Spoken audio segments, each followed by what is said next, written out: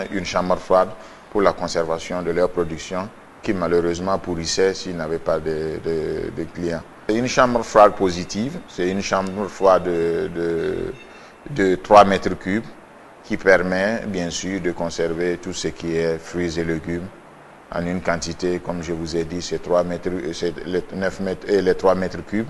3 mètres cubes, vous avez 300 kg par mètre cube.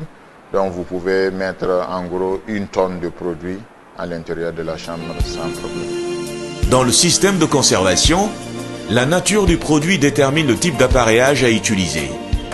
Par exemple, la conservation des légumes tels que la tomate nécessitera un appareil spécifique qui prendra en compte des paramètres comme la composition biologique de cette légume, mais aussi l'endroit où l'appareil sera implanté. Ces mêmes exigences s'appliqueront à quelques différences près à la pomme de terre, l'oignon, l'haricot vert.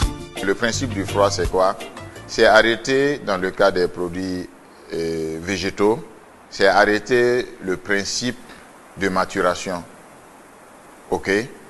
Donc, ou ralentir le principe. Donc, avec le froid, on arrive à ralentir le processus. Et pour ce domaine, il faut savoir déjà quel est le produit, pour combien de temps nous voulons tenir ce produit, et on fait des conceptions. Là, c'est la conception même de la machine qu'il faut pour ce type de produit.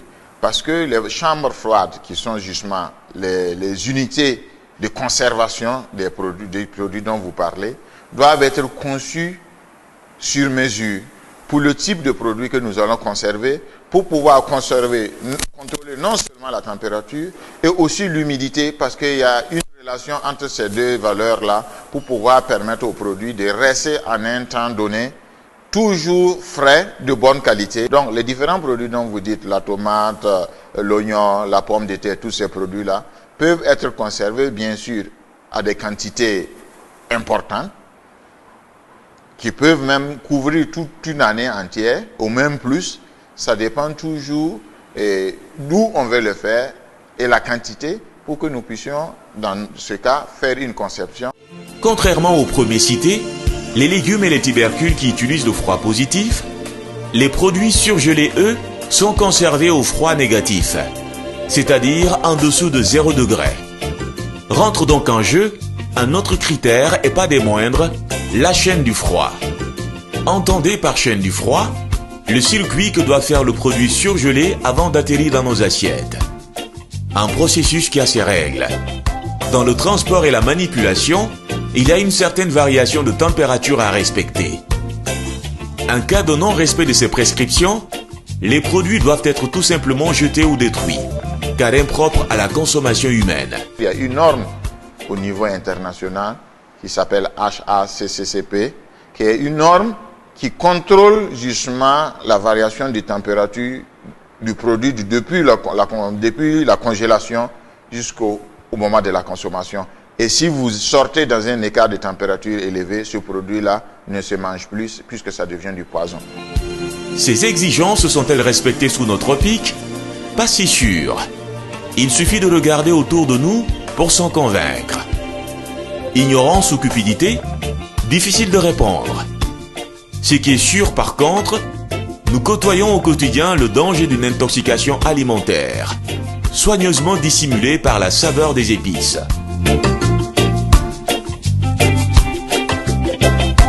En attendant que le politique comprenne et mesure l'enjeu que représente le froid dans l'agriculture et l'agroalimentaire pour un pays comme le Burkina Faso, les producteurs continueront de subir des pertes, de rembourser des dettes ou encore de se donner la mort dans le pire des cas.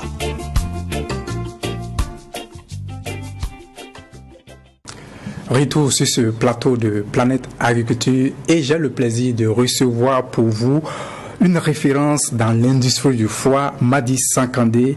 Monsieur Sankandé est manager général de Nucol System, une entreprise basée à Bologne, en Italie et à Ouagadougou, au Burkina Faso.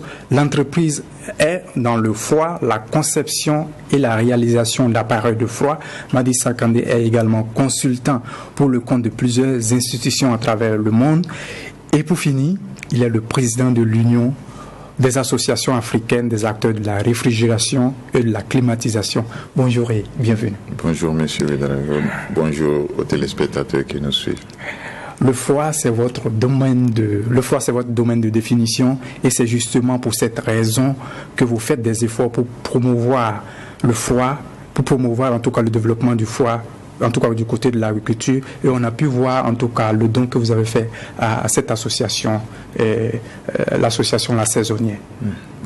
Oui, effectivement, j'ai pu donner cette chambre froide à l'association La Saisonnière qui est présidée par Madame Sebego. Madame Sebego n'est autre que mon professeur des sciences naturelles quand j'étais au lycée. Donc le froid, c'est de la science qui parle sciences naturelles et bien sûr physique-chimie. Donc voilà, c'était un plaisir, un devoir moral aussi de soutenir ces braves dames qui bien sûr sont dans le domaine de l'agroalimentaire, qui ont fortement besoin du froid pour la conservation de leur production. Parlons bien sûr de la conservation. Pour ce qu'on a pu voir, ils sont autour de 2 semaines pour ce qui est de la conservation. Oui. Mais est-ce qu'on peut aller au-delà? Parce que pour d'autres pays, ils sont à une certaine en tout cas durée, ils peuvent aller à 3 mois, ils peuvent aller à 6 mois, souvent pour des années.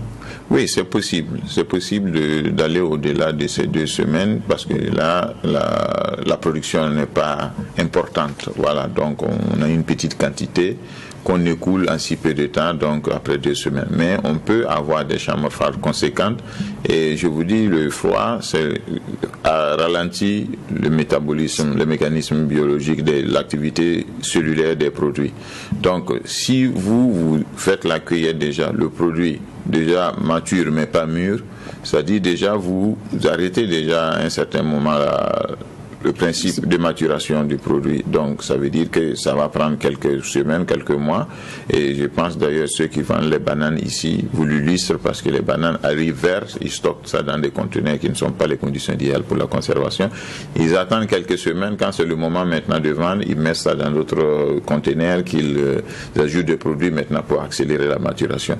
Donc tous les produits que vous voulez télé à long terme, à partir même du champ des gens, le moment de la cueillette définira de quand vous voulez consommer le produit. Parce que si vous attendez jusqu'à ce que le produit mûrisse sur les plantes et les enlever, vous aurez des durées plus brèves de consommation. Mais si le produit est mûr mais pas, mature mais pas mûr, okay, alors vous pouvez bien sûr, en fonction à ce moment